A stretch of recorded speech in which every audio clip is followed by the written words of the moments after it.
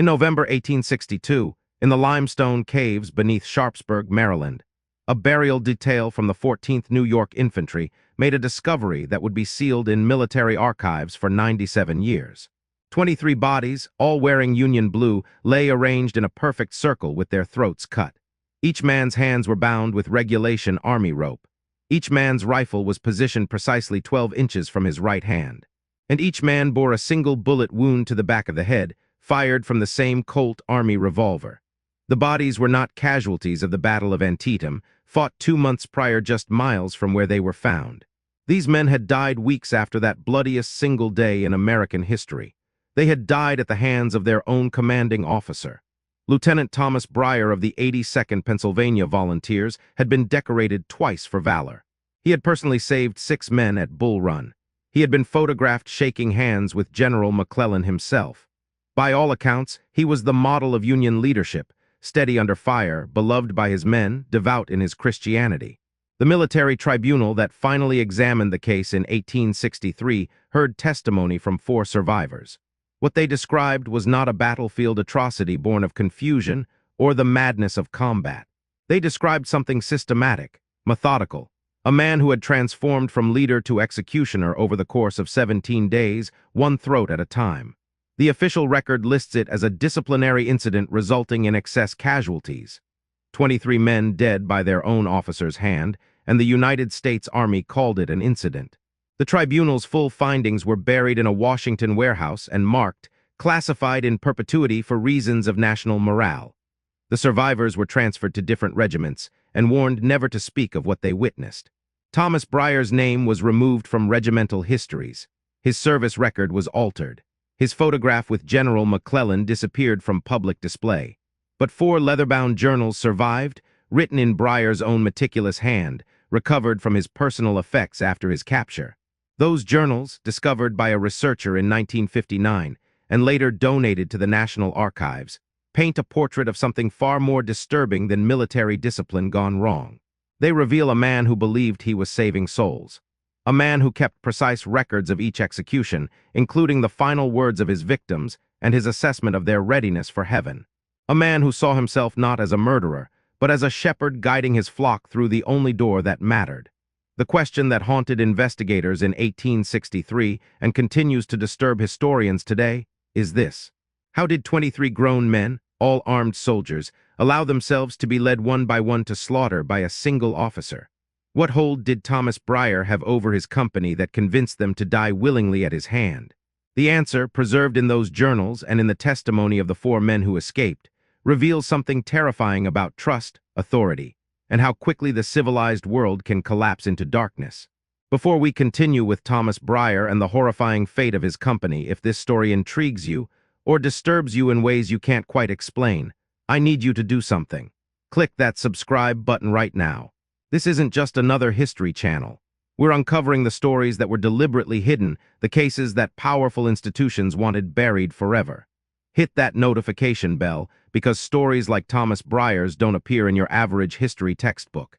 The military didn't want you to know about this. They sealed these records for nearly a century for a reason. And here's what I want to know. Tell us in the comments what state or city you're watching from. Are you watching this alone? Are you brave enough to hear this story all the way through? Because I'm warning you now, what happened in those caves beneath Sharpsburg gets darker than you can imagine. This channel is only for the bravest viewers. Only for true mystery seekers who can handle the unfiltered truth about what human beings are capable of when authority and madness intersect. If that's you, welcome. Let's descend together into one of the most disturbing military cover-ups in American history.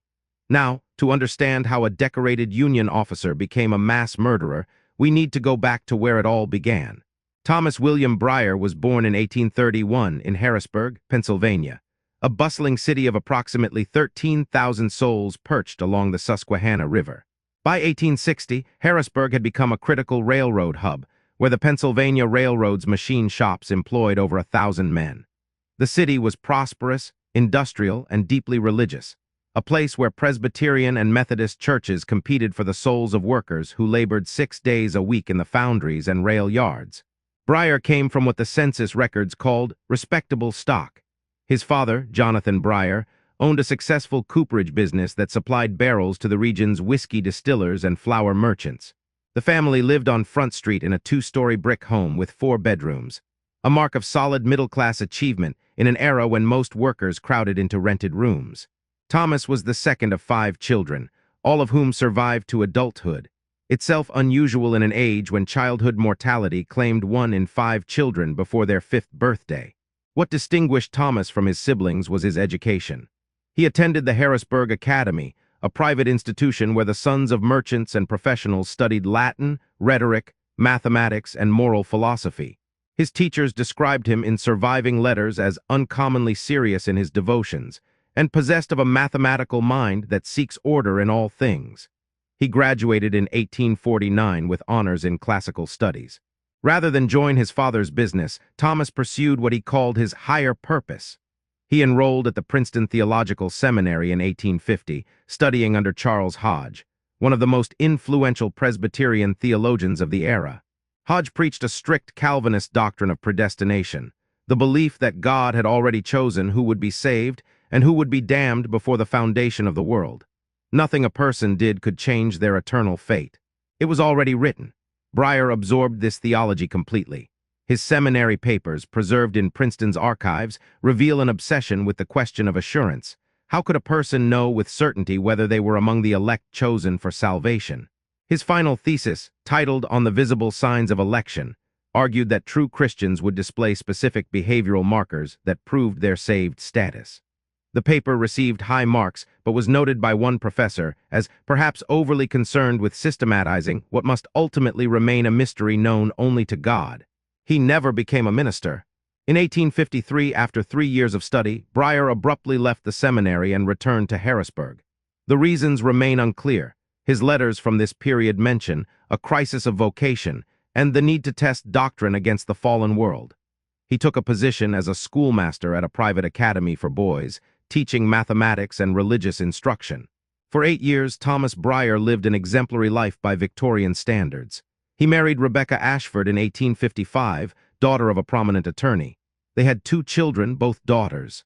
He taught at the academy, attended First Presbyterian Church without fail, and served on the board of the local orphan asylum. Neighbors described him as reserved but kind, a man who kept precise schedules and demanded orderliness in all things. He was known to walk the same route to work each morning, arriving at exactly the same time. His students feared his strictness but respected his fairness. Nothing in his public life suggested what was to come. When South Carolina seceded in December 1860, Harrisburg erupted in fierce debate. The city was deeply divided. It sat in a border state with strong economic ties to the South, yet its Republican majority despised slavery. After Fort Sumter fell in April 1861, President Lincoln called for 75,000 volunteers to suppress the rebellion. Pennsylvania's quota was 14 regiments. Thomas Brier enlisted on April 20, 1861, just 5 days after Lincoln's call. He was 30 years old, married with children, exempt from any military obligation. Yet he volunteered immediately. His wife Rebecca later testified that he told her he had received a revelation that God's judgment was at hand, and that he must be among those who would witness it. His education and bearing earned him an immediate commission as second lieutenant in the newly formed 82nd Pennsylvania Volunteer Infantry. The regiment drew heavily from Harrisburg and surrounding Cumberland County. Farm boys, factory workers, shopkeepers' sons, all fired with patriotic enthusiasm and convinced the war would be over by summer. They drilled in Camp Curtin just north of Harrisburg, learning to march in formation and load their Springfield rifled muskets. Brier distinguished himself during training. He had a gift for military precision, for reducing complex maneuvers to systematic steps that even illiterate farmhands could follow. He was promoted to first lieutenant within 2 months. His company, Company H, became known as the best drilled unit in the regiment. But more than his tactical skill, Brier was noted for his spiritual leadership. He held prayer meetings every evening, readings from scripture before each drill, and personal counseling for men troubled by homesickness or fear. In letters home, soldiers described him as a father to us and a man who cares for our souls as much as our soldiers. The 82nd Pennsylvania marched to Washington in July 1861. They missed the disaster at Bull Run by 3 days, arriving to find the capital in panic and the Union Army in chaotic retreat. This was Brier's first exposure to the reality of war, not glory, but terror and disorder. Wounded men filled every building. Deserters slipped away by the hundreds. Officers had lost control of entire regiments. In a letter to his wife dated July 25, 1861, Brier wrote, "I have seen now what becomes of men when discipline fails. They are reduced to animals, thinking only of their own survival, abandoning duty and honor. I understand now that war is not merely a contest of arms, but a test of whether men can maintain their humanity when all restraints are removed. Most fail that test, most reveal themselves to be already damned." This was the first hint of what was growing in Thomas Brier's mind, but no one recognized it as a warning. He was simply a devout officer making sense of the chaos around him in religious terms, nothing unusual for 1861 America, where most soldiers on both sides believed God had ordained their cause. The 82nd Pennsylvania spent the next year in the unglamorous work of war, picket duty, camp construction, endless drilling, occasional skirmishes with Confederate cavalry. Brier was promoted to lieutenant in March 1862 after his company commander died of typhoid. Now he had full authority over 97 men. By all accounts, he was an excellent officer. Casualty rates from disease in his company were lower than average, a testament to his insistence on camp sanitation. His men wrote letters praising his fairness and his concern for their welfare. When Private James Holt was shot in the leg during a minor engagement in May 1862, Brier personally carried him 2 miles to a field hospital. No one saw the darkness spreading behind his steady gray eyes. No one could have imagined that within 6 months, this decorated officer, this devoted Christian, this beloved leader would systematically murder nearly a quarter of his own command. The transformation began in September 1862, along a creek in Maryland called Antietam. The Battle of Antietam on September 17, 1862, remains the bloodiest single day in American military history. 23,000 men were killed, wounded, or missing in 12 hours of fighting. The 82nd Pennsylvania entered the battle with 346 men. They emerged with 203 still fit for duty. Thomas Brier's company suffered particularly heavy losses.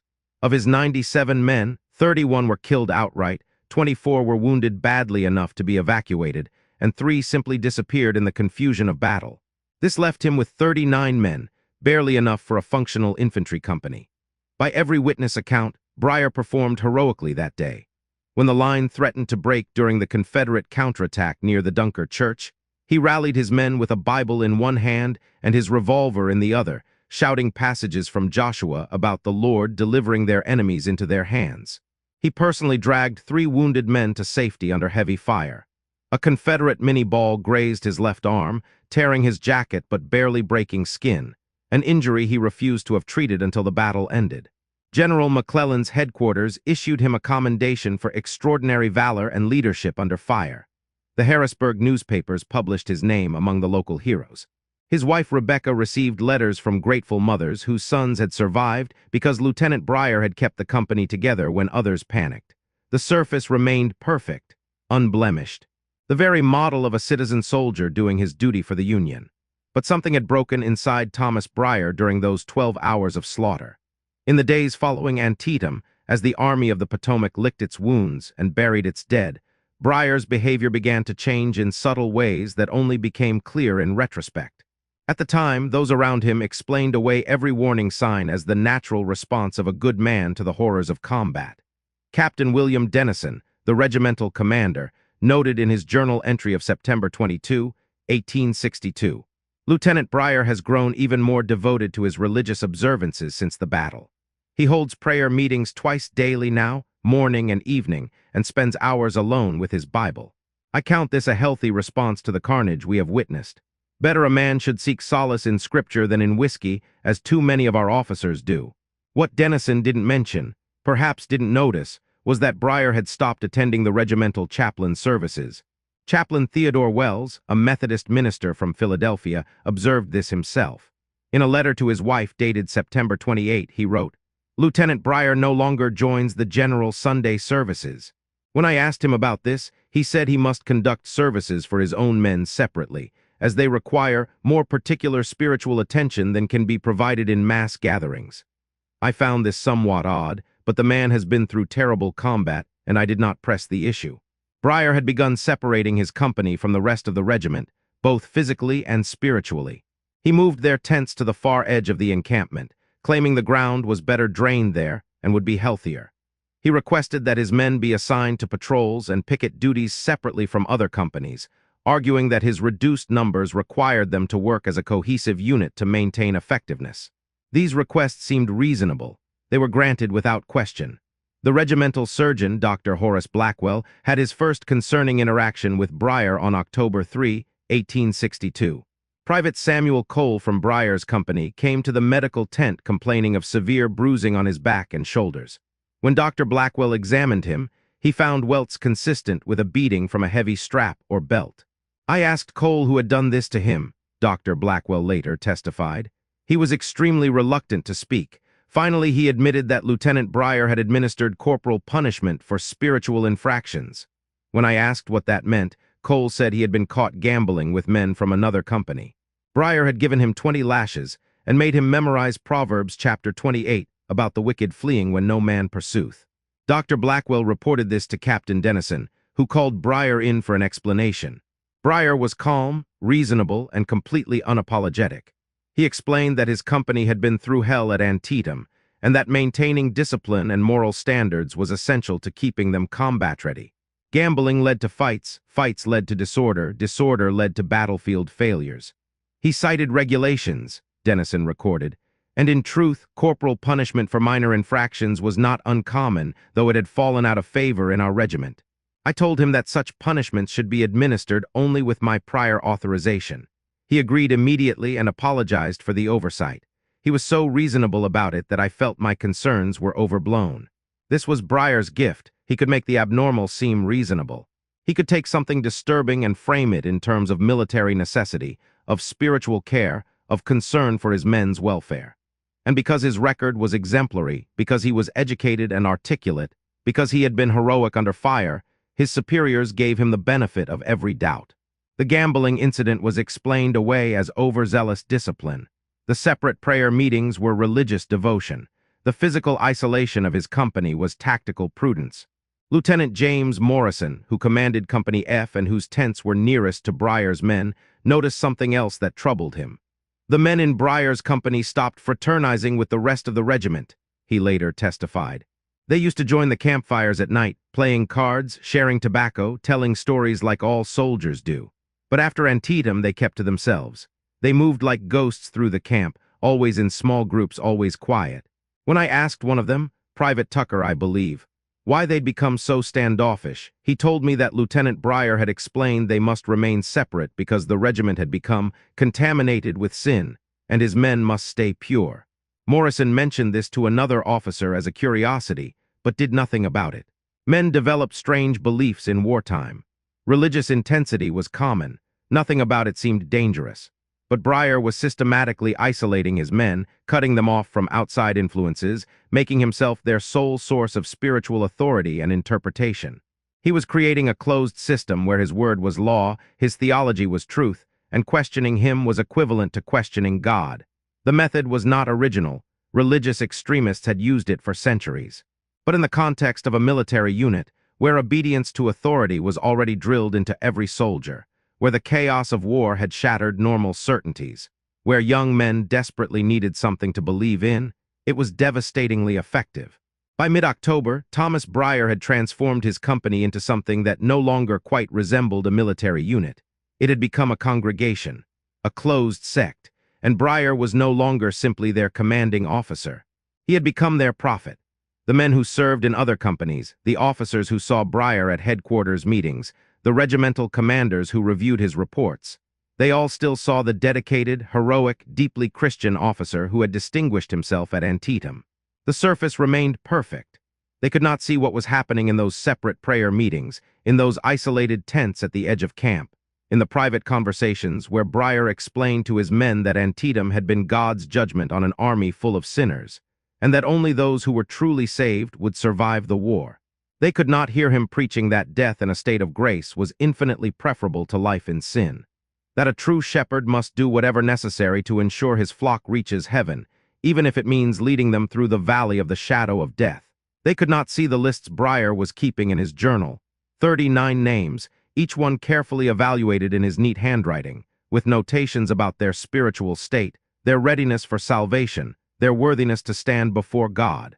The surface deception held because everyone wanted to believe in Lieutenant Thomas Brier, hero of Antietam, guardian of souls, model officer. The alternative was too disturbing to contemplate. By the time anyone realized what he had become, 23 men would be dead.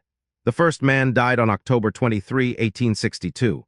His name was Private David Marsh, age 19, a farmer's son from Cumberland County. The official record listed his death as a suicide. Private Henry Tucker found the body at dawn when he went to relieve Marsh from picket duty. Marsh was hanging from an oak tree approximately 40 yards from his post, a leather belt around his neck, his rifle propped neatly against the trunk below him. His cap was folded and placed beside the rifle. A note was pinned to his jacket. Tucker ran for Lieutenant Brier.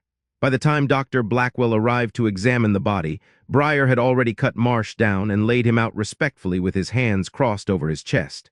The note had been removed. Lieutenant Brier informed me that the note was a suicide confession, Dr. Blackwell testified. He said that Private Marsh had been struggling with profound guilt over having killed a Confederate soldier at Antietam.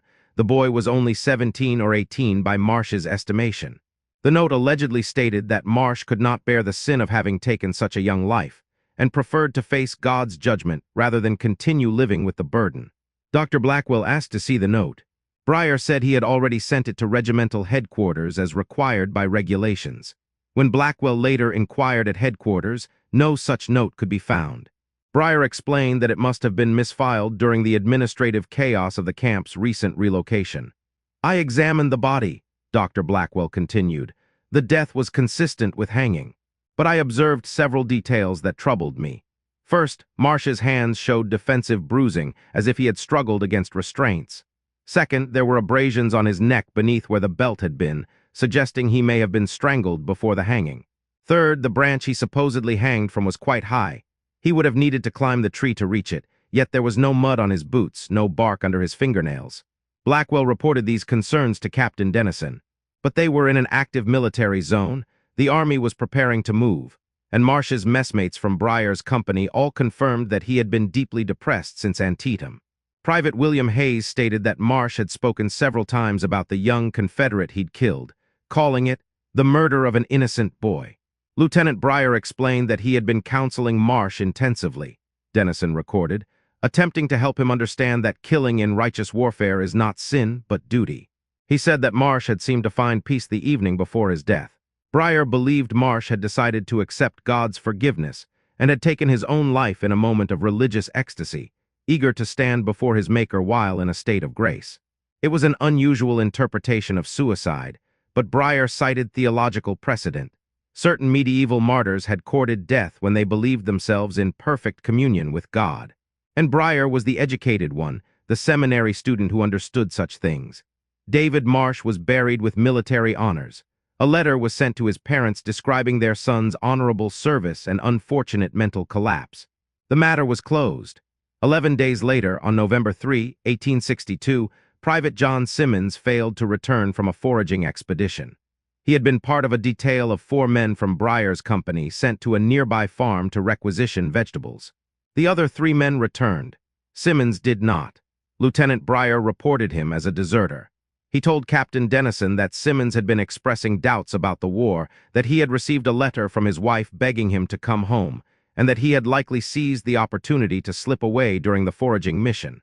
The 3 men who had been with Simmons, Privates Hayes, Cole, and Porter, confirmed this account. They said Simmons had wandered away from the group and never returned. They had searched for him for over an hour before returning to camp. Dr. Blackwell found this suspicious. Desertion was common enough, he testified, but Simmons was a steady soldier, well-regarded, recently promoted to corporal. And the timing troubled me, 2 deaths or disappearances from the same company within 11 days. He went to speak with the 3 men who had been on the foraging detail. He found them in their tent, and what struck him immediately was their demeanor. They sat in absolute silence, Blackwell recalled. Not the comfortable silence of men at ease, but a rigid, fearful quiet. When I asked them to describe Simmons's disappearance in detail, they recited nearly identical accounts, as if they had memorized a script. Private Hayes's hands were shaking so badly he could barely hold his tin cup. Blackwell asked to speak with Hayes privately. The young man, he was only 20 years old, refused to leave the tent without the others. When Blackwell insisted, Hayes began to weep. He said he could not speak of it, that he had sworn an oath before God, that breaking such an oath would damn his immortal soul. I asked him what oath, Blackwell testified. He said Lieutenant Brier had explained that some truths are too sacred to share with the uninitiated, that those who have been purified through trial must keep certain matters within the company. He begged me to ask no more questions. He said, and I remember this precisely, "The lieutenant is saving us, doctor. He is showing us the only way to be certain of heaven. Please don't interfere with God's work." Dr. Blackwell left the tent deeply disturbed. He went directly to Captain Dennison and requested a formal investigation into both Marsh's death and Simmons's disappearance. Dennison was reluctant. "He told me that the Army was preparing for a major campaign," Blackwell said, "that we could not spare resources investigating what appeared to be one suicide and one desertion." He said that Brier's company had suffered terrible casualties at Antietam, and it was natural that the survivors would be traumatized and behaving strangely. He essentially told me to stop creating problems where none existed. But Horace Blackwell was not a man to ignore his instincts. He began watching Brier's company more carefully. What he observed over the next week alarmed him. The men had become gaunt, hollow-eyed. They moved through camp like sleepwalkers. Their prayer meetings, which had once been held at dusk, now ran until midnight or later. Blackwell would lie awake in his tent hearing Brier's voice carrying across the camp, sometimes preaching, sometimes leading hymns, sometimes engaged in what sounded like intense one-on-one conversations. He noticed that the company had dwindled further. He counted heads on November 8 and found only 34 men present. 5 more had vanished in less than a week. Blackwell went through the regimental records. One man, Private Robert Fisher, was listed as having died of dysentery on November 5.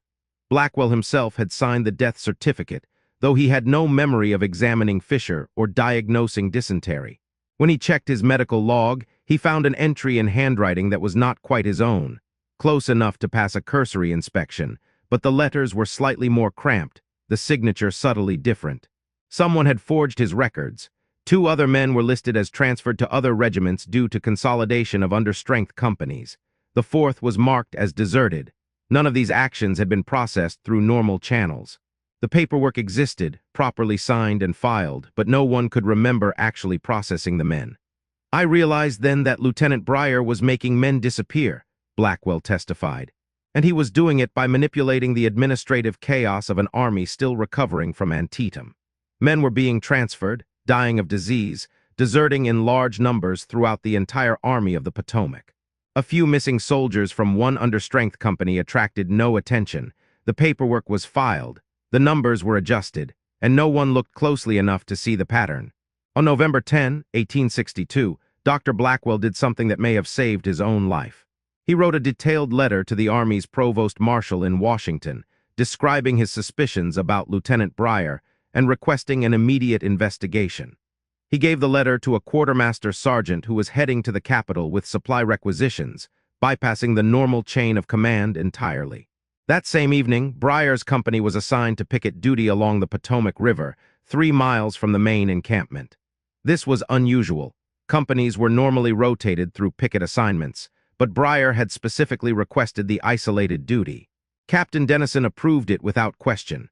Brier's men were reliable, and picket duty was tedious work that no one else wanted. The company marched out at sunset on November 10, 34 men under Lieutenant Brier's command. 4 days later, only 4 men returned. They staggered into camp at dawn on November 14, covered in mud and blood, their uniforms torn, their eyes wild with terror. One of them, Private Henry Tucker, was babbling incoherently about caves and judgment and the saved and the damned. Another, Private William Hayes, had lost his voice entirely. Whether from screaming or trauma, the doctors could not determine. The third, Private Daniel Porter, had a badly infected wound on his left hand where 2 fingers had been severed. The fourth, Corporal James Langford, was the only one capable of speaking coherently. What he told Captain Dennison and Dr. Blackwell, in a tent with armed guards posted outside, was so disturbing that Dennison initially refused to believe it. Langford said that Lieutenant Brier had taken them to the limestone caves near Sharpsburg under the pretense of establishing a secure picket position. Once there, he had gathered them for a prayer meeting. And during that meeting, he had told them that God had revealed to him which among them were truly saved and which were damned. He said the Battle of Antietam had been a test, Langford testified, his voice hollow. Those who survived were not the lucky ones, they were the ones still facing judgment. He said he had been given divine authority to determine who was ready for heaven and who needed purification. The purification, Langford said, involved confession of sins, ritual cleansing, and for those Brier deemed truly repentant and saved, execution. He called it mercy, Langford said. He said that any man who died in a state of grace, absolved of sin and right with God, was guaranteed salvation.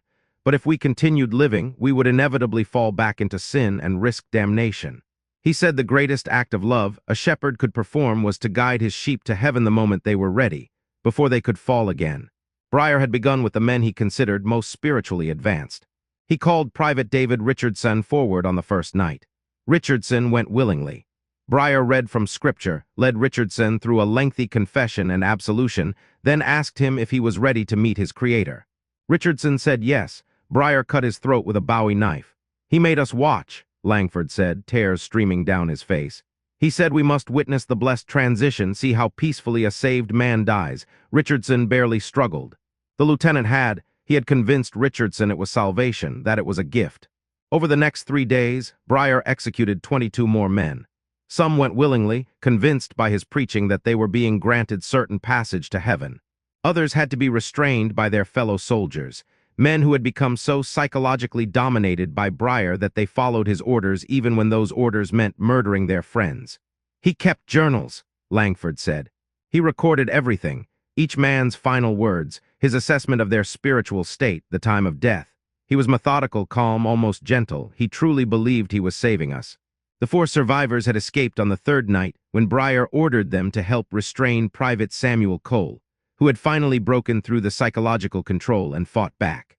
In the confusion of the struggle, the 4 men fled into the darkness of the cave system, navigating by touch through narrow passages until they emerged miles from where they had entered. Captain Dennison listened to this account in stunned silence. Then he asked the question that haunted everyone who later reviewed the case. Why didn't you simply overpower him? You were 34 men against 1 officer. Langford stared at him with empty eyes. Because we believed him, sir. Even those of us who were terrified. Part of us believed he might be right. He had such certainty, such authority. And after Antietam, after watching thousands of men die in random, meaningless ways, the idea that death could have meaning, could guarantee salvation. It was seductive. He knew our doubts, our fears, our sins. He made us believe he could see into our souls. And when a man believes that, when he truly believes his commanding officer speaks with God's voice, he will do things that make no rational sense. Captain Dennison ordered an immediate armed detail to the caves. What they found there would haunt the men who saw it for the rest of their lives. 23 bodies arranged in a perfect circle in the largest chamber of the cave system, their throats cut with surgical precision. Their hands bound, but their faces peaceful. The ones who had gone willingly showed no signs of struggle. Each man had a Bible verse carved into the stone beside his body. Each man's rifle was positioned exactly 12 inches from his right hand, as if Brier had been staging them for some ritualistic purpose. And in the center of the circle, a makeshift altar. A wooden crate draped with a white cloth stained brown with dried blood. On it, a Bible, a Colt Army revolver, a Bowie knife, and 4 leather-bound journals. Lieutenant Thomas Brier himself was gone. He had fled sometime after the 4 men escaped, taking nothing but his weapons and leaving everything else behind, including the journals that would provide the most damning evidence against him. Dr. Blackwell was part of the recovery detail. I have seen battlefield carnage, he later wrote. I have amputated limbs from screaming men and closed the eyes of boys dying of gangrene, but nothing prepared me for that cave. The methodical arrangement of it, the ritual precision, and worst of all, the peaceful expressions on many of the faces. He had convinced them to accept death, to embrace it. That is a horror beyond anything war itself produces. The army moved quickly to contain the situation. The bodies were removed under cover of darkness and buried in unmarked graves far from the main cemetery.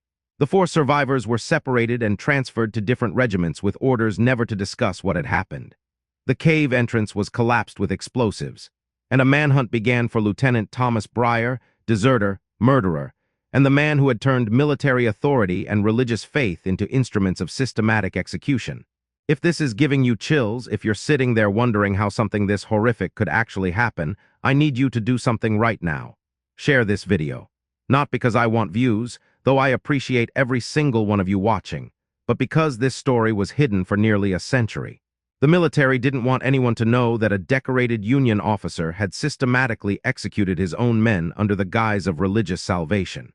Hit that like button if you think stories like this need to be told, no matter how disturbing they are. Because here's the truth, we learn nothing from sanitized history. We learn nothing from the comfortable lies we tell ourselves about the past. We only learn from the unfiltered horror of what human beings are actually capable of. And I promise you, what we're about to discover in Thomas Brier's journals is going to challenge everything you think you understand about faith, authority, and the human mind under extreme stress. Drop a comment right now. Have you ever been in a situation where someone in authority convinced you to do something that felt wrong? Where did your instinct to obey overpowered your own moral judgment? Because that's what happened to those 34 men in the caves beneath Sharpsburg, and understanding how is crucial to understanding this entire nightmare. Let's discover together what happens next. Let's read what Thomas Brier wrote in his own hand during those 17 days of psychological manipulation and murder. Because the journals don't read like the writings of a madman. That's what makes them so terrifying.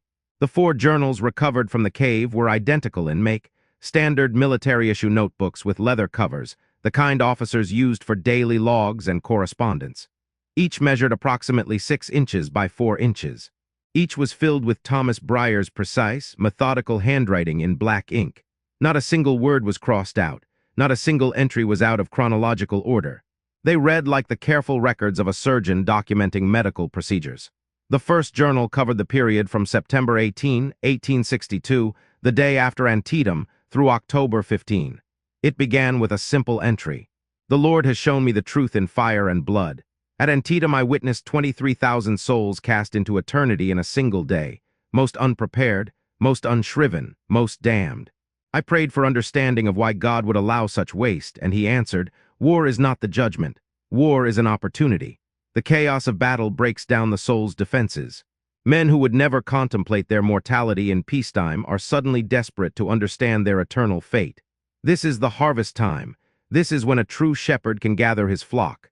Over the next 27 pages, Brier documented his theological reasoning with the systematic logic of his seminary training. He cited scripture, dozens of passages carefully referenced with chapter and verse. He quoted Calvin, Augustine, Jonathan Edwards. He built a framework of belief that was internally consistent, philosophically coherent, and utterly insane. His core argument was this: predestination meant that salvation was already determined, but humans could not know with certainty who was saved and who was damned. However, certain signs, true repentance, perfect confession, absolute submission to God's will, indicated a soul in a state of grace. If a person achieved that state, even momentarily, their salvation was assured. But if they continued living, they would inevitably sin again and might die in a fallen state, thereby losing their salvation. Therefore, Brier concluded, the most loving act a spiritual authority could perform was to preserve a soul at the moment of its perfection by expediting its journey to heaven. It is not murder, he wrote on September 24. It is the ultimate act of pastoral care. A physician amputates a diseased limb to save the body. I must sever the soul from its mortal contamination to save it for eternity. Those who do not understand will call it killing. Those with eyes to see will recognize it as deliverance. But he knew he could not act immediately. The second journal, covering October 16 through October 31, detailed his methodical preparation. He began by creating what he called spiritual assessments of each man in his company. Every soldier received a numerical score from 1 to 10 based on criteria Brier had developed. Frequency of prayer, abstinence from profanity, avoidance of gambling and alcohol, expressions of faith in conversation, attendance at his prayer meetings, willingness to confess sins, and something he called docility to divine authority, essentially unquestioning obedience to Brier himself. Private David Marsh received a score of 9 out of 10. Marsh is nearly ready, Brier wrote on October 18. He is tormented by the killing he performed at Antietam, evidence of a tender conscience. He attends every prayer meeting without fail. He has confessed his sins to me in detail. His only deficiency is a lingering attachment to his parents and sister, earthly bonds that distract from heavenly focus. I must sever these attachments through intensive counseling. The entry 4 days later, on October 22, read, Marsh has achieved the necessary state. He understands that his earthly life is temporary and meaningless compared to eternal salvation. He weeps when he prays, evidence of the Holy Spirit's work. He has agreed that if I judge him ready for heaven, he will accept that judgment without question. He is the first fruit. Tomorrow I will deliver him. The entry for October 23 described Marsh's death in clinical detail. At 4:30 a.m., I relieved Marsh at his picket post and informed him that God had revealed his salvation to me. He wept with joy. I led him to the oak tree and explained that he must demonstrate absolute faith by submitting to God's will without resistance. He agreed. I placed the belt around his neck myself while he prayed aloud. His final words were, "Thank you, Lieutenant, for caring for my soul." The transition was peaceful. His body accepted death as a gift. I arranged the scene to appear as suicide to avoid interference from those who cannot understand. I have preserved his soul at the moment of perfection, the first of many. Dr. Blackwell, who read all 4 journals as part of the tribunal investigation, testified. There was no indication of madness in the conventional sense. Brier was not raving or incoherent. His logic was clear, his observations detailed, his planning meticulous. That's what made it so disturbing. He had constructed an entire theological and philosophical framework to justify murder, and within that framework he was acting rationally. He truly believed he was performing acts of mercy. The 3rd journal, covering November 1 through November 10, documented Brier's increasing boldness and the psychological techniques he used to control his men. After Marsh's death, Brier gathered his company for a special prayer meeting. He told them that Marsh had achieved salvation and been taken directly to heaven. He did not explicitly admit to killing Marsh, but he spoke about how blessed Marsh was to die in a state of grace, and how uncertain any of them could be about their own spiritual state if they continued living. I planted the seed, he wrote. Several men wept. Private Hayes asked if there was any way to be certain of salvation. I told him there was absolute submission to God's appointed shepherd. This is the key. They must come to see me not as a mere human authority, but as God's direct instrument. Once they make that mental transition, they will accept anything I command as divine will. He began holding individual counseling sessions, sometimes lasting hours, where he probed into each man's fears, sins, and doubts. He learned their deepest shames: the farm boy who had stolen from his father, the shopkeeper's son who had lied to his mother, the laborer who had felt lust for his brother's wife. And he used that knowledge to convince them they were damned unless they achieved the perfect state of grace he alone could verify. Private John Simmons became his second victim not through willing acceptance but through force. Simmons, Brier noted, scored only a 5 on his spiritual assessment, too attached to his wife, too concerned with earthly survival, insufficiently broken by war. But Simmons had seen something during the foraging expedition on November 3. Brier's entry was vague about what exactly Simmons had witnessed, but it was enough that Brier deemed him a threat. Simmons must be silenced, Brier wrote. He is not ready for salvation, but neither can he be allowed to interfere. I have selected 3 men, Hayes, Cole, and Porter, to assist me. They have progressed sufficiently in their spiritual development to follow orders without question. I will tell them that Simmons is possessed by demons and must be restrained for his own salvation. The entry for November 3 was brief. Simmons dispatched, not peaceful, he resisted even when the others held him. His soul was not ready. This troubles me, but it was necessary. I buried him in the woods 2 miles from the farm. Hayes vomited afterward. Cole wept. Porter remained steady.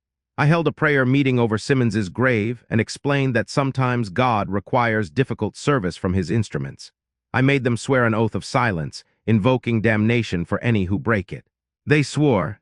By early November, Brier had achieved complete psychological control over most of his company.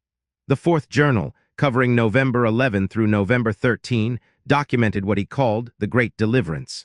He had requested the isolated picket duty, specifically to create an environment where he would have uninterrupted access to his men with no outside interference. The caves near Sharpsburg provided the perfect location, isolated, dark, disorienting, and psychologically oppressive.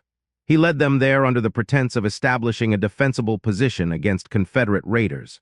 Once in the caves, he gathered all 34 men in the largest chamber. He had brought candles and arranged them in a circle. He placed his makeshift altar in the center, and he preached for 6 hours straight. The sermon, summarized in his journal, was a masterwork of psychological manipulation. He began by describing the horror of Antietam, the random, meaningless death, the good men torn apart by cannonballs, the wicked men who survived while the righteous died. He spoke about the uncertainty of life in wartime, how any of them could be killed in the next battle, possibly while in a state of sin, thereby guaranteeing eternal damnation. Then he offered them certainty. He told them that God had granted him the ability to see into their souls, to know who was ready for salvation. And he offered them a choice: continue living in uncertainty, risking damnation with every sinful thought, or accept deliverance at the moment of grace and be guaranteed eternal life. 17 men volunteered immediately, Brier wrote with evident satisfaction. They understood, they were grateful, the others were fearful, but their fear was directed at damnation, not at me. This is correct. They should fear hell more than death. He began the executions that night. His methodology was precise. Each man was brought before the altar individually. Brier led them through a lengthy confession, extracting every sin they could remember from childhood onward. He assigned them scripture passages to memorize and recite. He questioned them about their faith, probing for any doubt or uncertainty. When he was satisfied they had achieved the proper state of repentance and submission, he asked them a final question. Do you trust me to know when your soul is ready for heaven? If they said yes, he granted them deliverance. Private David Richardson was first, Brier wrote, age 24, farmer from York County. Confessed to fornication before marriage, to pride in his physical strength, to anger toward his father. After 3 hours of prayer and confession, he achieved perfect contrition. I asked if he was ready. He said, if you say I am ready, Lieutenant, then I am ready. I embraced him. I told him he was blessed. I positioned him kneeling before the altar. I read Psalm 23, and I delivered him with a single cut across the throat. He barely struggled. His eyes remained fixed on mine, trusting until the last moment. I wept with joy at his salvation. The others watched in awed silence. Several said they now understood and were eager for their own deliverance. He killed 9 men the first night. Each execution was documented with the same clinical detail: name, age, hometown, sins confessed, final words, level of resistance. Most went willingly. 2 had to be restrained by other soldiers, but even they stopped struggling once Brier began the final prayers. Private William Jennings resisted initially, Brier noted. But when I explained that his resistance proved he was not yet ready, and that I would therefore have to continue his purification through more intensive methods, he became docile. Fear of torture is sometimes necessary to prepare the soul for salvation. I do not enjoy this, but I accept it as part of my burden. The second night he killed 8 more men. By this point, the psychological environment in the cave had become so oppressive, so divorced from normal reality, that the survivors moved through it like sleepwalkers. Corporal Langford later described it. We had no sense of time. The candles burned constantly, so we didn't know if it was day or night. We were exhausted from lack of sleep, but too terrified to rest. The lieutenant never seemed to tire. He was always preaching, always praying, always counseling someone. And the bodies. He arranged them in a circle around the chamber like they were watching us. He said they were the blessed witnesses, the ones who had already achieved salvation, and they were waiting for the rest of us to join them. The worst part was that some of us believed him. I really believed him. Private Thomas Burton asked if he could be next. He said he was ready, that he wanted the certainty of salvation. The lieutenant examined him for 2 hours, questioned him about his faith, and made him recite scripture. Then he said Burton wasn't ready yet, that there was still pride in his eagerness. Burton wept. He begged to be delivered. The lieutenant made him wait another full day while he prepared his soul. When Burton was finally chosen on the 3rd night, he thanked the lieutenant. He thanked him for the gift of salvation. On the 3rd night, Brier killed 6 more men. His journal entries were becoming shorter, less detailed, as if the act of execution had become routine. Private Samuel Cole, delivered at 9 p.m. Private James Tucker, delivered at 10:30 p.m. Private George Morrison, delivered at midnight. The final entry in the 4th journal, dated November 13 at approximately 2 a.m., read, 23 souls delivered, 11 remain, but 4 have escaped: Langford, Hayes, Porter, and the younger Tucker. They fled during Cole's restraint when he finally broke from the spiritual discipline and fought back. I should have recognized that Cole was not ready, that his compliance was fear rather than faith. The 4 who fled are contaminated with doubt and will spread poison if they reach the regiment. I cannot deliver the remaining 7 quickly enough before armed men arrive. I must abandon the holy work and preserve myself to continue God's mission elsewhere. The journals I leave as testimony. Those who have eyes to see will understand. The 23 are saved. That is what matters. Their souls are beyond the reach of war, beyond the reach of sin. I have been a faithful shepherd. The final line, written in a hand that was slightly less steady than the previous entries, read, May God grant me further opportunities to serve his flock. Dr. Blackwell examined the physical evidence in the cave alongside the journal entries. The bodies confirmed everything he had written, Blackwell testified. The first 9 victims showed no signs of struggle. They had submitted willingly. The next group showed increasing evidence of restraint, bruises on the wrists and ankles where they had been held down. The final victims showed significant trauma, suggesting they had fought desperately but were overpowered by multiple men working together. What haunted me most, Blackwell continued, was the precision. Every throat was cut in exactly the same way, a single deep slice from left to right, severing both carotid arteries and the windpipe. He had clearly practiced this technique. And the staging of the bodies, arranging them in a perfect circle, positioning their rifles, carving Bible verses into the stone beside each one. All of it suggested a man who believed he was performing a sacred ritual. This wasn't frenzied killing, this was liturgical murder. The 4 survivors provided additional details that filled in what the journals left out. Private Henry Tucker, who eventually regained his voice after 2 weeks of silence, described the psychological techniques Brier used. He knew how to break you down. He would keep you awake for days, praying constantly, confessing constantly, until you didn't know what was real anymore. He would tell you that your thoughts were sins, that your doubts were evidence of damnation, that your only hope was complete submission to his spiritual authority. And if you resisted, he would isolate you, make the others shun you, tell you that you were contaminated with demons. After days of that treatment, in the darkness of those caves, with no outside reference point, you started to believe anything he said. Private Daniel Porter, whose 2 fingers had been severed when he grabbed Brier's knife during his escape, described the moment he realized what was happening. I saw Private Richardson die. I watched the lieutenant cut his throat and Richardson just accepted it. He smiled right before the blade touched his neck. And part of me, God help me, part of me, thought it was beautiful. The lieutenant had convinced us that death in a state of grace was the greatest blessing, that Richardson was going straight to heaven while the rest of us were still trapped in sinful flesh. It wasn't until the 3rd or 4th body that I started to understand this was wrong. But by then, I was so exhausted, so confused, so terrified that I was damned for doubting. I couldn't trust my own judgment. If Langford hadn't grabbed me when Cole fought back, if he hadn't dragged me into the tunnels, I think I would have stayed. I think I would have let him kill me too. Corporal James Langford, the most mentally stable of the 4 survivors, provided the most chilling testimony. Lieutenant Brier was not insane in any conventional sense. He was rational, articulate, and completely convinced of his righteousness. He spoke about salvation and damnation the way a quartermaster speaks about supplies. It was logistics to him, spiritual logistics. He had identified a problem. His men might die in battle while in a state of sin. He had developed a solution, kill them at the optimal moment of spiritual readiness. And he executed that solution with military precision. The fact that he felt love for his victims made it worse, not better. He genuinely believed he was saving us. He wept after each execution, not from guilt, but from joy at having preserved another soul for eternity. The tribunal that examined the evidence in January 1863 heard all of this testimony. They read the journals cover to cover. They reviewed Dr. Blackwell's medical findings. And they reached a conclusion that the military found deeply embarrassing. A decorated officer, operating within the command structure, had used his legitimate authority to commit systematic murder under the guise of religious devotion, and the military's own systems of discipline and obedience had enabled him to do it. 23 men had died not because the military failed to protect them from an enemy, but because it had given one man enough authority over them that his word became indistinguishable from divine command. And Thomas Brier himself remained at large.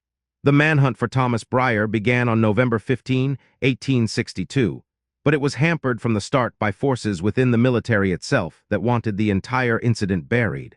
Captain William Dennison was relieved of command on November 18. The official record cited administrative irregularities, but his personal letters tell a different story. "I am being punished for allowing this horror to occur under my watch," he wrote to his brother on November 22. "Never mind that I reported Brier's exemplary conduct for months. Never mind that his superiors approved his every request. The Army needs a scapegoat, and a captain is expendable while the system that enabled him must be protected." Dennison was transferred to a quartermaster position in Ohio, far from the front lines, where he could do no damage to the Army's reputation. He was forbidden from discussing the Brier case with anyone outside the formal investigation. Dr. Horace Blackwell faced even more direct pressure. On November 20, he was visited in his medical tent by Colonel Harrison Webb, the regional provost marshal, who had received Blackwell's letter of November 10 requesting an investigation. Colonel Webb did not thank me for alerting him to a murderer in our ranks, Blackwell testified. Instead, he asked me why I had gone outside the chain of command. He said that my letter could have caused a scandal that would damage the Union war effort. He told me that President Lincoln himself was struggling to maintain morale after the disaster at Antietam, and that revelations about Union officers murdering their own men would be exploited by Confederate propagandists and Northern peace Democrats. Webb ordered Blackwell to cease all discussion of the case. He confiscated Blackwell's personal notes and medical records related to the deaths in Brier's company. He told the doctor that the official story would be that the 23 men died in a Confederate ambush during picket duty, and that Lieutenant Brier died heroically defending them. Blackwell refused. I told him I would not lie about murder. I told him that 23 families deserved to know the truth about how their sons died. He looked at me with something like pity and said, "Doctor, you will do as you are ordered, or you will face court-martial for insubordination and spreading false reports calculated to damage military morale." I asked him what false reports he meant. He said, "Your claim that Lieutenant Brier murdered his own men. The Army has investigated and found no evidence of such crimes. You will retract your accusations."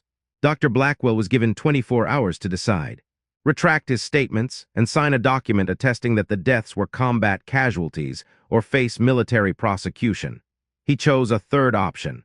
On November 22, he deserted, taking with him copies of his medical logs that he had hidden in his personal belongings. He made his way to Washington and went directly to the office of Senator Benjamin Wade of Ohio, chairman of the Joint Committee on the Conduct of the War, a congressional body that investigated military failures and incompetence. Senator Wade listened to Blackwell's account with growing horror, but when the doctor finished, Wade's response was not what Blackwell expected. "Senator Wade told me that he believed me," Blackwell later wrote in his memoir, published in 1891 after all the principals were dead. "But he said that he could not act on my information. The Joint Committee was already investigating multiple military disasters. The public was losing faith in the Union cause. Reports of draft riots were coming from New York and other cities. He said that revealing an atrocity like the Brier killings would be handing the enemy a weapon we cannot afford to give them. He urged me to return to the Army, accept the official story, and trust that justice would be served quietly, behind closed doors." Blackwell refused to return.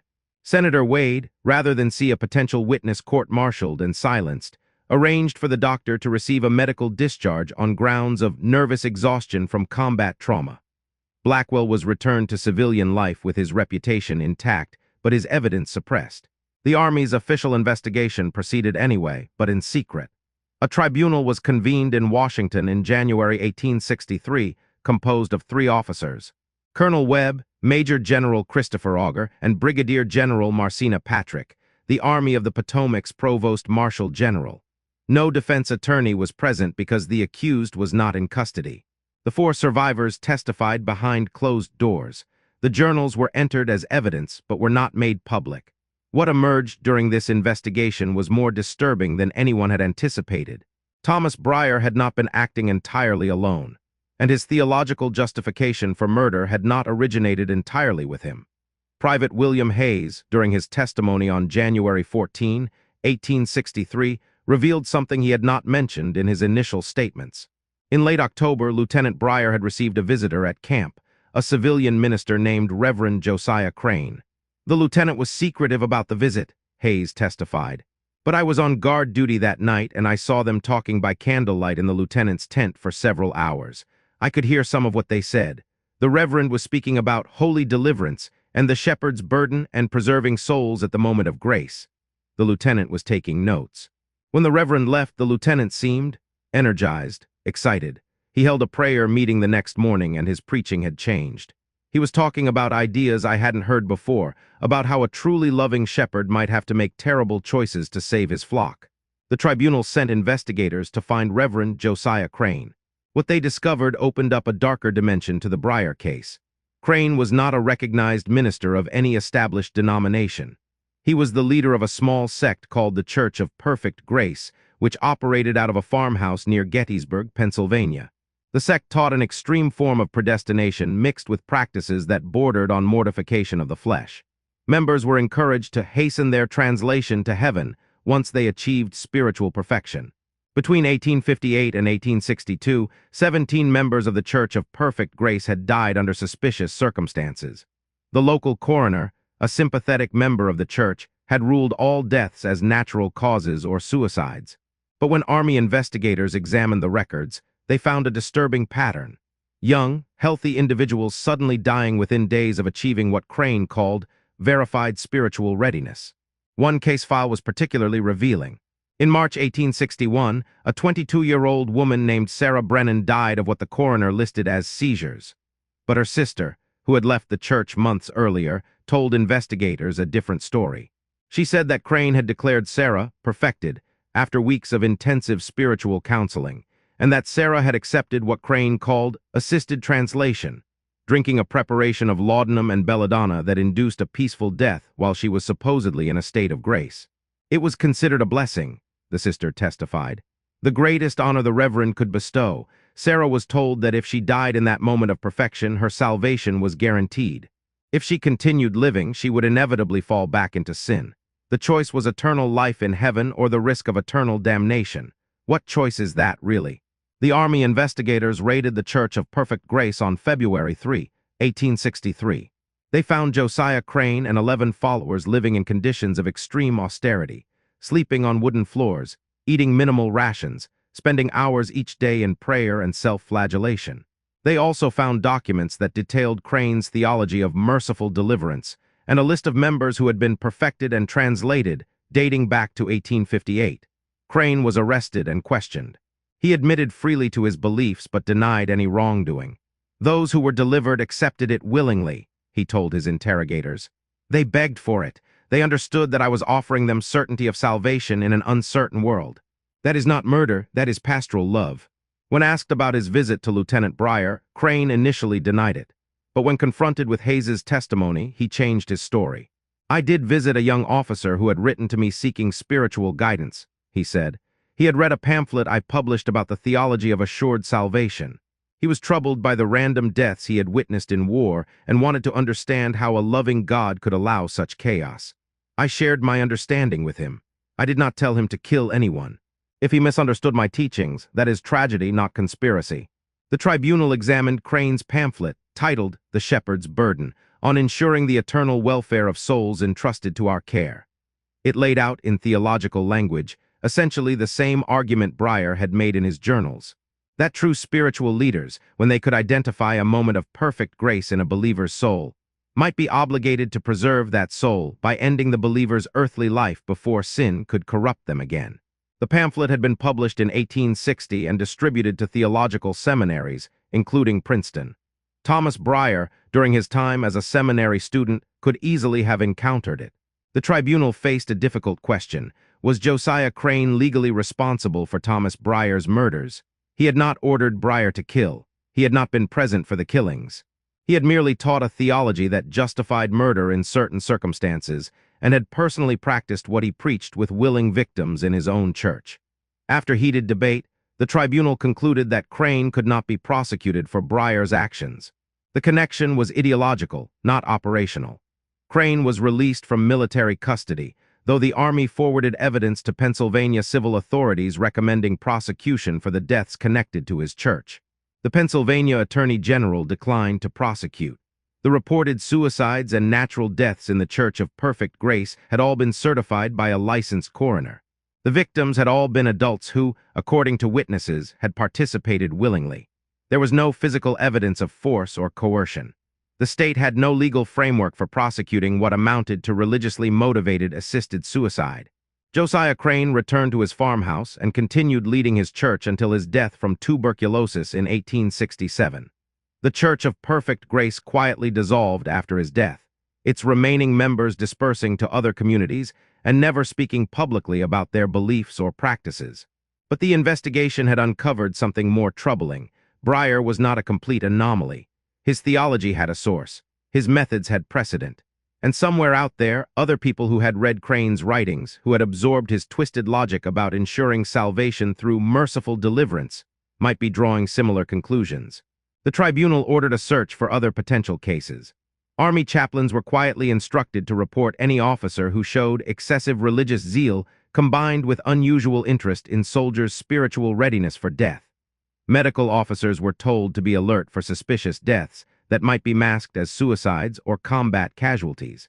2 possible cases were identified. In Ohio, a lieutenant named Marcus Clay had been court-martialed in August 1862 for the shooting death of a private in his company. Clay claimed it was an accident during weapons drill, but witnesses said Clay had been conducting intensive religious counseling with the private for weeks and had told others that the young man was ready for heaven. The tribunal had ruled it negligent homicide, not recognizing the potential connection to Brier's theology. Clay served 6 months in military prison and was dishonorably discharged. In Indiana, 3 soldiers from the same company had died in their sleep over a 2-week period in October 1862. The camp surgeon attributed the deaths to camp fever, but Dr. Blackwell, reviewing the records years later, noted that all 3 men had been members of an intensive Bible study group led by their sergeant, a former Methodist circuit rider named Elijah Stone. The symptoms described in the medical reports were consistent with poisoning, not fever. But by the time this connection was recognized, Sergeant Stone had been killed at Gettysburg and could not be questioned. Were these actual cases of religiously motivated murder or coincidence? The tribunal could not say.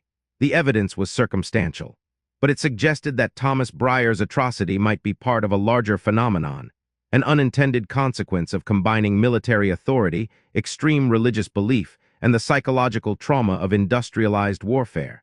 General Patrick, in his confidential report to Secretary of War Edwin Stanton, wrote, "The Brier case represents a systemic vulnerability we have not previously considered. We train our officers to command absolute obedience. We encourage religious devotion as beneficial to morale. We place young men under enormous stress and then give their commanders near total authority over them." In Brier's case, these elements combined to create conditions where mass murder could be perpetrated under the guise of spiritual care. I fear he may not be the last to exploit this vulnerability. Patrick recommended significant reforms, limiting officers' authority to conduct religious services, requiring chaplains to report unusual theological teachings, instituting better oversight of isolated units, and creating clear protocols for investigating suspicious deaths within military companies. Most of these recommendations were ignored. The Army was fighting a war. It did not have the resources or political will to implement complicated new oversight procedures. And doing so would require explaining why such procedures were necessary, which would mean revealing the Brier atrocity to a wider audience. The military's priority was not prevention, it was containment, which meant finding Thomas Brier himself before he could kill again. The manhunt had been ongoing since November 14, but Brier seemed to have vanished completely. He was a skilled outdoorsman from his youth in Pennsylvania. He knew the terrain around Sharpsburg intimately from months of campaigning there, and he had a 4-day head start before the Army even organized a formal pursuit. Sightings were reported throughout Maryland and Pennsylvania over the winter of 1862 to 1863. A man matching Brier's description was seen at a church in Hagerstown. Another sighting placed him in Chambersburg. A farmer near Gettysburg reported that a man in tattered Union blue had asked for food and spoken extensively about salvation and judgment. None of these sightings led to capture. By spring 1863, the trail had gone cold. Then, in April 1863, a disturbing letter arrived at Army headquarters in Washington. It was addressed to General Patrick and written in Thomas Brier's precise handwriting, confirmed by comparison to his journals. The letter read, "To those who seek me, I write this to explain that I cannot allow myself to be captured and silenced. God's work is not complete. The war continues to cast thousands of souls into eternity each day, most unprepared, most damned. Someone must serve as shepherd. Someone must ensure that at least some of his flock reaches heaven intact. I know you have found my journals. I know you have read my testimony. I know you judge me a murderer. But in time, you will understand that I performed the most loving service one human can perform for another. I guaranteed the salvation of 23 souls who would otherwise have faced uncertainty. I am watching the war's progress. I am praying for opportunities to continue serving. Tell no one you have heard from me, or I will be forced to demonstrate my sincerity through actions you will find even more disturbing than what occurred in the caves. I remain a faithful servant of God and a soldier of the Union, though you no longer recognize me as such. Lt. Thomas W. Brier, 82nd Pennsylvania Volunteers. The letter was postmarked from Baltimore, but contained no return address.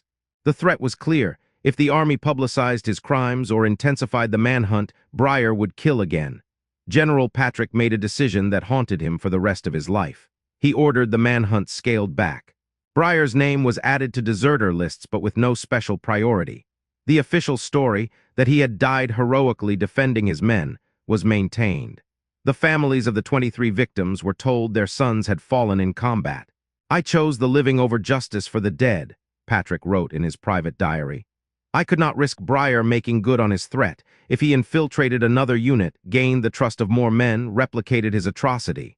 I could not allow that, so I made him unimportant. I buried his crimes, and I prayed that obscurity would neutralize him more effectively than capture. It was a calculated gamble." And for the rest of the war, General Patrick lived in fear that he had made the wrong choice. But Thomas Brier was never heard from again during the war. No similar atrocities were reported. The manhunt quietly ended. The question of what happened to Lieutenant Thomas Brier, mass murderer and self-proclaimed shepherd of souls, would not be answered for another 53 years. Just when we thought we'd seen it all with Thomas Brier's journals and the Army's cover-up, the story takes an even darker turn. Because Brier didn't just vanish into history. And what happened next reveals something even more terrifying about how evil can hide in plain sight for decades. If you're still watching, if you've made it this far into this nightmare, you need to share this video right now. Not tomorrow, not later, right now. Because this is exactly the kind of history that powerful institutions tried to bury. The military sealed these records for 97 years. They lied to families about how their sons died. They let a mass murderer disappear rather than face the embarrassment of admitting what happened under their watch. How many of you watching this are just now learning about Thomas Brier? How many history classes did you sit through that never mentioned this case? That's not an accident. That's deliberate erasure. Drop a comment right now if you're part of this true crime family, if you're one of the brave ones who can handle the unfiltered truth. Tell me, do you think the Army made the right choice by covering this up? Would you have done the same thing in General Patrick's position? And here's what I need you to understand. We're about to discover where Thomas Brier went after he sent that letter in April 1863. We're going to learn what he did for the next 53 years. And I'm warning you now, what comes next will make you question everything you think you know about the people living in your own community. Because Thomas Brier didn't stop. He just got better at hiding. Share this before it's too late. The algorithm is already trying to suppress this video because it's too controversial, too disturbing for mainstream audiences. But you're not mainstream. You're here because you want the truth, no matter how dark it gets. Let's find out together what really happened to the Union soldier who executed his own company. On March 7, 1916, a country doctor named Michael Brennan was called to a farmhouse outside Emmitsburg, Maryland, approximately 12 miles from where the caves of Sharpsburg had been sealed 53 years earlier. The farmhouse belonged to an elderly recluse known to neighbors as Thomas Whitfield, a man who had lived alone on the property since purchasing it in 1867. Whitfield was dying. A neighbor woman who brought him food once a week had found him collapsed in his kitchen, unable to speak, his right side paralyzed by what Dr. Brennan immediately recognized as a massive stroke. Dr. Brennan made Whitfield as comfortable as possible, but there was nothing to be done. The man would be dead within hours, perhaps a day at most. The doctor prepared to leave, intending to return the next morning to pronounce death and arrange for burial. Then Whitfield grabbed his wrist with surprising strength for a dying man. His mouth worked, trying to form words his paralyzed face could not shape. His left hand, the only one still functioning, gestured frantically toward the stairs leading to the second floor. He seemed desperate to communicate something, Dr. Brennan later wrote in his statement to authorities. I thought perhaps he was indicating family members upstairs, or perhaps a will. I climbed the stairs and found 3 rooms. 2 were empty except for basic furniture. The third was locked. Dr. Brennan returned downstairs to search for a key. He found it on a chain around Whitfield's neck, hidden beneath his nightshirt. The old man's eyes followed him as he took the key, and Dr. Brennan could have sworn he saw relief in those eyes, as if Whitfield wanted this room opened, wanting whatever was inside to be discovered. The locked room was a study. Bookshelves lined the walls, filled with theological texts, Calvin, Edwards, Augustine, and dozens of obscure works on predestination and salvation. A desk sat beneath the window, and on that desk were 27 leather-bound journals. Dr. Brennan opened the first one. The handwriting was meticulous, precise. The first entry was dated November 15, 1862. It began, "I have escaped the Army's grasp. They do not understand that God's work cannot be stopped by human authorities. I must continue the mission, but more carefully now. I must be patient." Michael Brennan read for 3 hours, moving through journal after journal, his hands beginning to shake as he realized what he was reading. When he finally descended the stairs, Thomas Whitfield was dead. The man who had lived as a quiet, reclusive farmer for 49 years was Lieutenant Thomas Brier. He had been living 12 miles from the scene of his crimes for half a century, and no one had known. Dr. Brennan contacted the county sheriff, who contacted the state police, who eventually contacted the War Department in Washington. The journals were seized as evidence, and what they revealed was, in some ways, even more disturbing than the original atrocity. Thomas Brier had not killed again, but he had never stopped wanting to. The journals from 1863 to 1867 documented his movements during and after the war. He had deserted from the Army in November 1862 and made his way to Baltimore, where he used forged papers to obtain civilian work as a bookkeeper for a shipping company. He grew a full beard, began using his mother's maiden name, Whitfield, and lived quietly while watching the war's progress through newspaper reports. "Every battle report is a tally of souls cast into eternity," he wrote in January 1863. "Thousands at Fredericksburg, thousands more at Chancellorsville, Gettysburg, 50,000 casualties in 3 days. How many were ready? How many had shepherds who cared enough to ensure their salvation at the moment of grace? I weep for the lost opportunity. I pray for another chance to serve." He had written the threatening letter to General Patrick in April 1863, but it was a bluff. He had no access to soldiers, no opportunity to continue serving. The letter was an attempt to ensure the Army would bury the story rather than risk provoking him. After the war ended in 1865, Brier used money he had saved from his bookkeeping job to purchase the small farm outside Emmitsburg. He lived alone, growing just enough food to sustain himself, avoiding contact with neighbors except when absolutely necessary. He attended no church. He considered all institutional religion corrupted and incapable of understanding true theology. And he wrote, constantly, obsessively.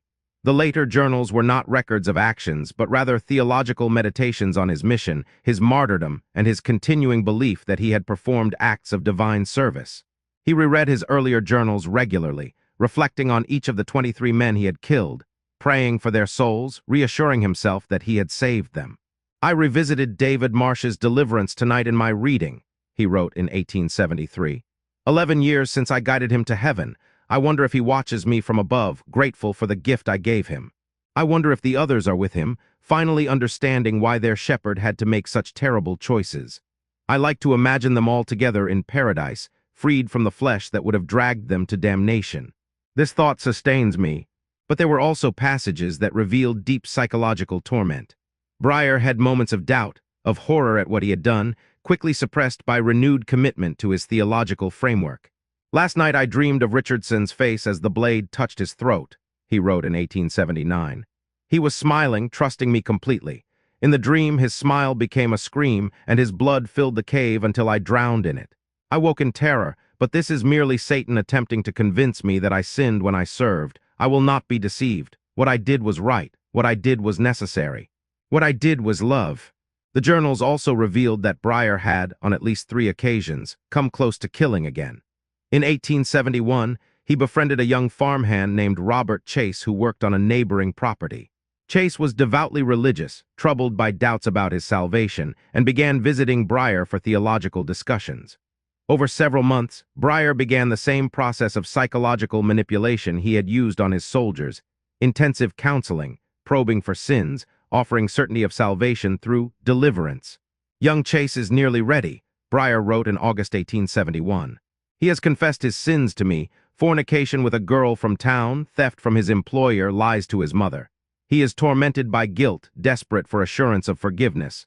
I could deliver him. I could guarantee his salvation. I have the knowledge, the authority granted by God. It would be merciful." But Brier hesitated. "Without the structure of military authority, without the isolation and stress of war, my actions would be immediately recognized as murder.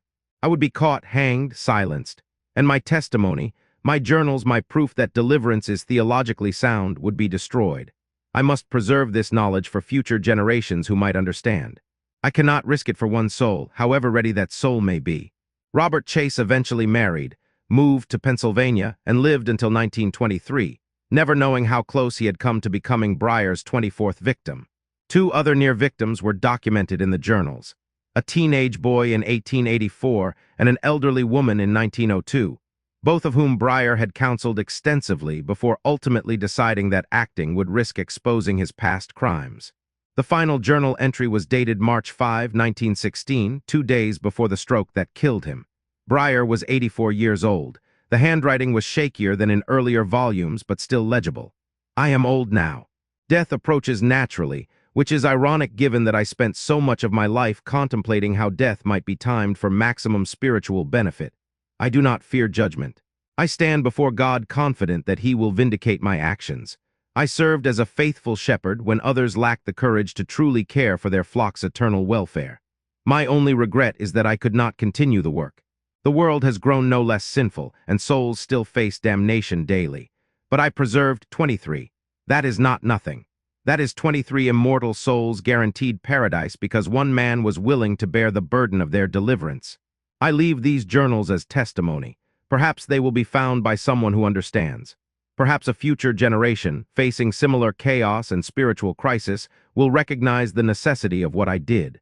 Or perhaps they will be destroyed by those who lack the theological sophistication to grasp true pastoral love. It does not matter. God knows. The 23 know, I know. That is sufficient. The War Department faced a dilemma when the journals were delivered to Washington in April 1916. Thomas Brier was dead. He could not be prosecuted. The original crime had occurred 54 years earlier. All the ranking officers involved in the original investigation were dead. Only one of the 4 survivors, James Langford, was still alive, and he was 73 years old and suffering from dementia. A quiet decision was made at the highest levels. The journals would be added to the sealed military archives alongside the original tribunal records. No public announcement would be made about Brier's discovery. The families of the 23 victims, most of them elderly now, some already deceased, would not be informed. The official story that their sons had died in combat would stand. The reasoning was the same as in 1863. There was nothing to be gained by reopening old wounds and creating a scandal that would serve no purpose, except to embarrass the military and traumatize families who had long since processed their grief based on a comfortable lie. Justice in the conventional sense was impossible. Brier had escaped it by dying quietly in his bed, never held accountable by any earthly authority for his crimes. But there were consequences, however delayed and incomplete. The 4 survivors of Brier's atrocity all struggled to reintegrate into civilian life after the war. Private Henry Tucker, who had lost his voice for weeks after escaping the caves, regained his ability to speak, but was plagued by nightmares for the rest of his life. He worked as a clerk in Harrisburg but never married, never had children, and died in 1891 at age 49 from what his death certificate listed as chronic melancholia, what we would now recognize as severe depression and likely post-traumatic stress disorder. Private William Hayes returned to his family's farm in Cumberland County but was unable to maintain it. Neighbors reported that he would sometimes stand in his fields for hours, unmoving, staring at nothing. He was found dead in his barn in 1887, hanged with a leather belt in a manner eerily reminiscent of David Marsh's staged suicide. The coroner ruled it self-inflicted, but family members wondered if Hayes had finally succumbed to the guilt of having participated in restraining some of Brier's victims. Private Daniel Porter, who lost 2 fingers during his escape, worked as a carpenter using his remaining digits and became relatively successful. He married and had 3 children. But his daughter later wrote in a family history that her father would wake screaming several nights a week, always from the same nightmare about being trapped in a cave surrounded by bodies. He never told his family the details of what he had survived. He died in 1903 at age 60. Only Corporal James Langford seemed to find some measure of peace. He became a Methodist minister after the war, dedicating his life to what he called combating false theology and spiritual manipulation. He preached frequently about the dangers of giving any human being absolute authority over another's spiritual welfare, and about the importance of questioning religious leaders who claimed special insight into God's will. In a sermon delivered in 1889 and preserved in church archives, Langford said. "I once knew a man who believed he spoke for God. He was educated, articulate, and seemingly devout. And he used that appearance of holiness to convince good men to die. I watched it happen. I nearly succumbed to it myself. And I learned that the most dangerous evil is not the evil that announces itself, but the evil that wraps itself in the language of love and salvation. Beware the shepherd who claims to care so much for your soul that he would kill you to save it." Langford never mentioned Brier by name in his sermons. He had been sworn to secrecy by military order, but those who knew him understood he was speaking from direct experience. He died in 1919 at age 76, 3 years after Brier's journals were discovered, never knowing that his tormentor had been living just 30 miles away for half a century. The families of the 23 victims never learned the truth. They died believing their sons, brothers, and husbands had fallen honorably in combat. Whether this was a kindness or a cruelty remains an open question. Rebecca Brier, Thomas's wife, received notification in November 1862 that her husband had deserted and was wanted by military authorities. She was questioned extensively, but genuinely knew nothing of his whereabouts. The Army surveillance on her home continued until 1865, hoping Brier might attempt contact, but he never did. Rebecca was left to raise 2 daughters alone, under the stigma of being a deserter's wife. She worked as a seamstress to support them. In 1870, she received word through irregular legal channels that Thomas had been declared legally dead, allowing her to remarry. She wed a shopkeeper named Martin Green in 1871 and lived quietly until her death in 1898. She never knew that Thomas had been alive for most of those years, living alone 12 miles from where he had committed his crimes, writing obsessively in journals about the souls he believed he had saved. Their 2 daughters grew to adulthood never knowing the full truth about their father. They were told only that he had deserted during the war and likely died as a vagrant. The older daughter, Catherine, emigrated to California in 1880 and started a new life under her stepfather's name. The younger, Sarah, remained in Harrisburg and became a schoolteacher. Neither ever learned that their father was one of the most disturbing killers in American military history. The military reforms that General Patrick had recommended in 1863, better oversight of isolated units, restrictions on officers conducting religious services, protocols for investigating suspicious deaths, were never implemented. The Army saw no need to create complicated new procedures to prevent something they officially claimed had never happened. It would be another 55 years before military psychology began to seriously study the dynamics of authority, obedience, and psychological manipulation that had allowed Brier's atrocity to occur. The famous Milgram experiments of the 1960s and the Stanford prison experiment of 1971 would scientifically demonstrate what the Brier case had already proved in 1862.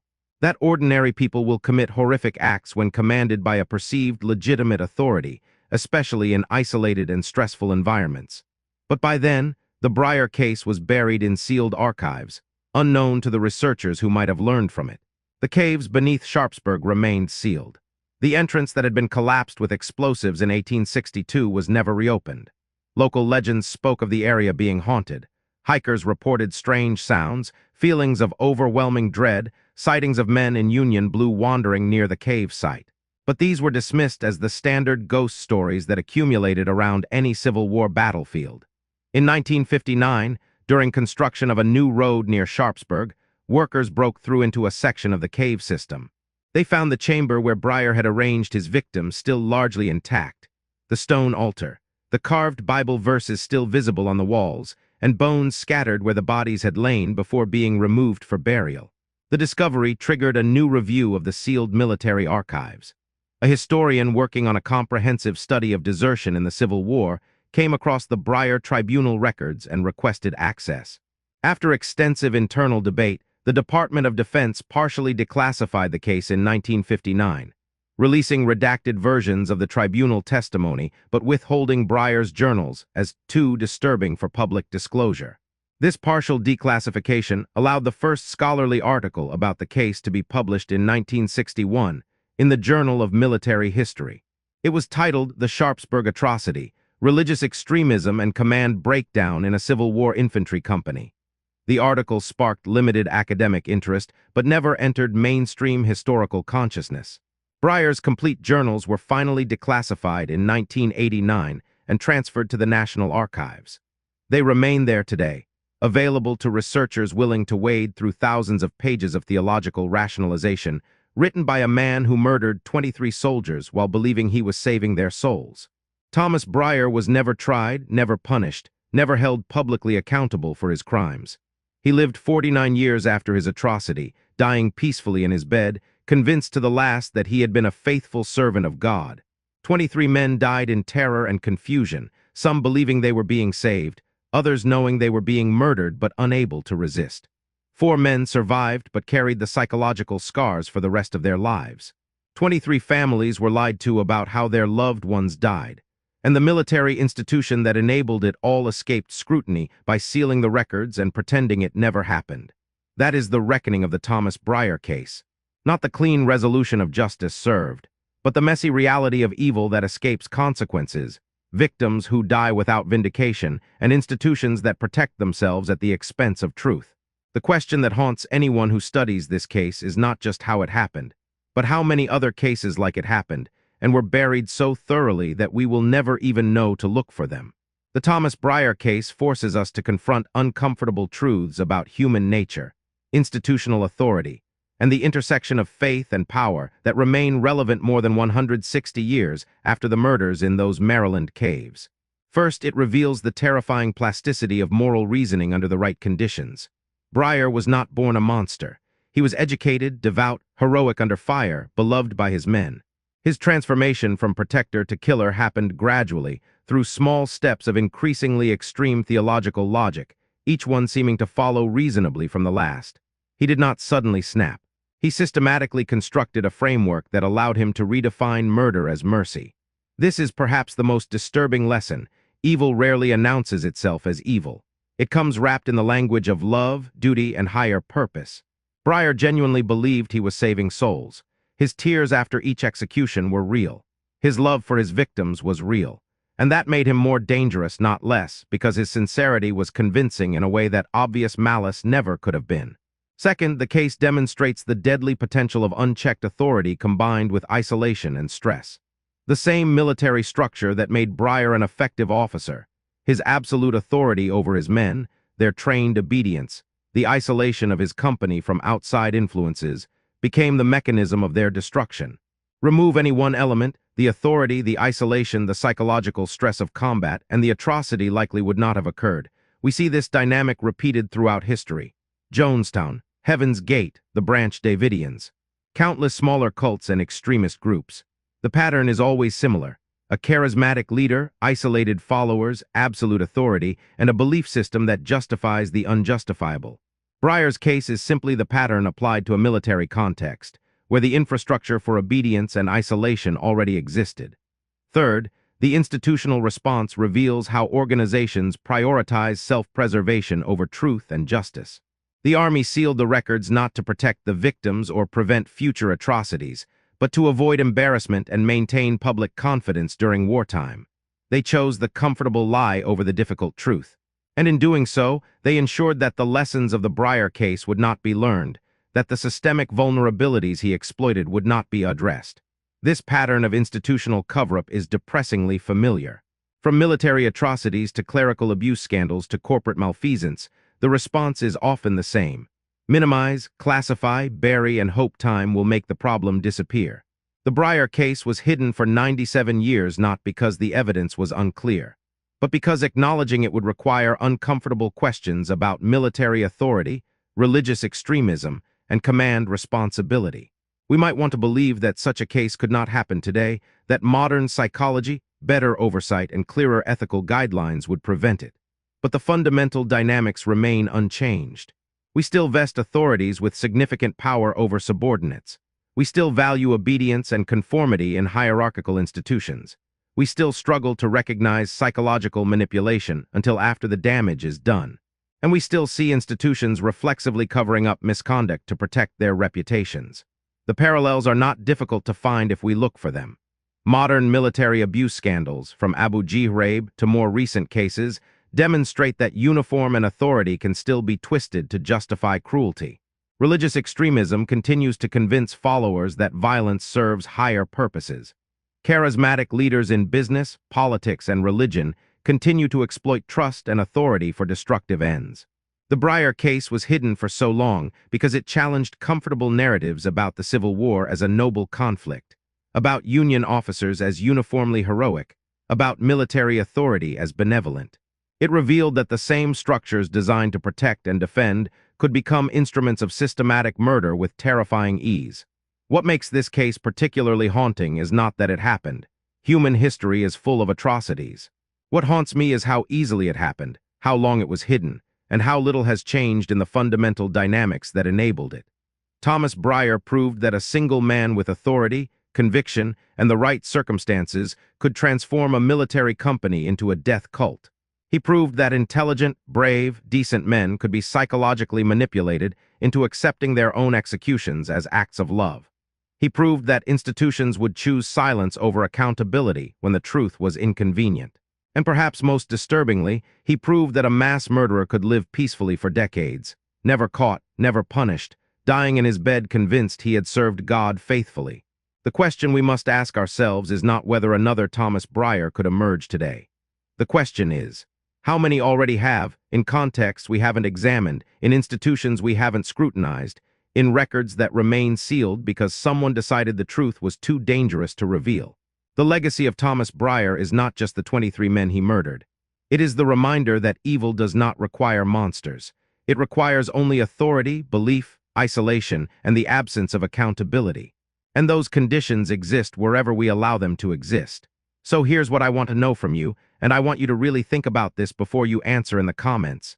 Was Thomas Brier insane, or was he simply following his beliefs to their logical conclusion? If you truly believed you could guarantee someone's eternal salvation by ending their life at the right moment, would that be murder or mercy?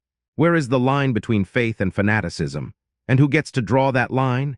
Here's the harder question. The army covered this up for nearly a century. They lied to families. They let a murderer escape justice. But they did it to protect morale during wartime, to prevent Confederate propaganda, to maintain faith in Union leadership. Were they right to do so? Is there a greater good that justifies burying the truth? Drop your thoughts in the comments. I want to hear your perspective on this because there are no easy answers. That's what makes this case so disturbing. If you made it this far, if you had the courage to sit through this entire nightmare of a story, you're exactly the kind of viewer this channel is for. Hit that subscribe button right now because next week we're covering another case the government tried to bury. The Mercy Doctor of Andersonville, a Union prison surgeon who may have euthanized over 200 Confederate prisoners in 1864, and the military tribunal that buried his confession for 130 years. These stories need to be told.